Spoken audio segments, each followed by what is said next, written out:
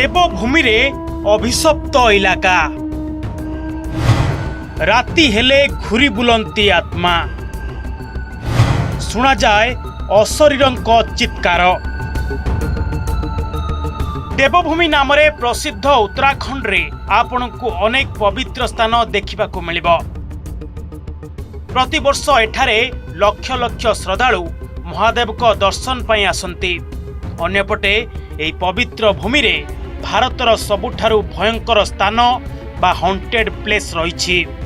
एही स्थान चंपावत जिलार लोहाघाट रे अछि।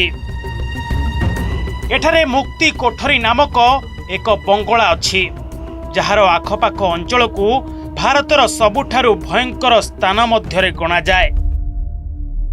आखपाखरे रहुथुवा लोकंक कहिबा अनुसार एठारे अजଣା और अद्भुत शब्द सबु सुना जाए।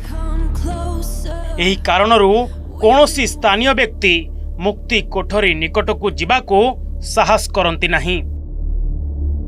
गत किछि वर्ष मध्यरे एही स्थान रे अनेक रहस्यमय घटना घटिछि।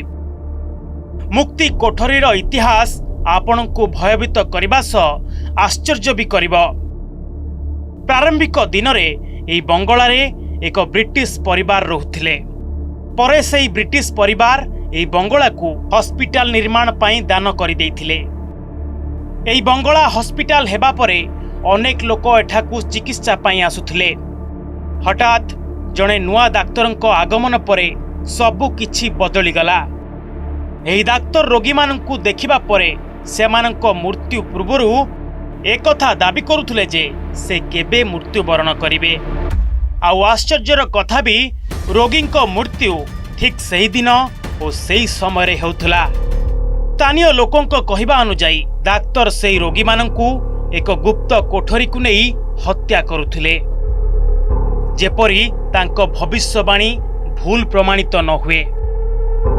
जो रोगी माननकू सेही डाक्तर निज भविष्यवाणी सत्य करिबा पई हत्या करिथिले सेमानंक आत्मा आजी मध्य मुक्ति कोठरी रे घुरी बुलुछि।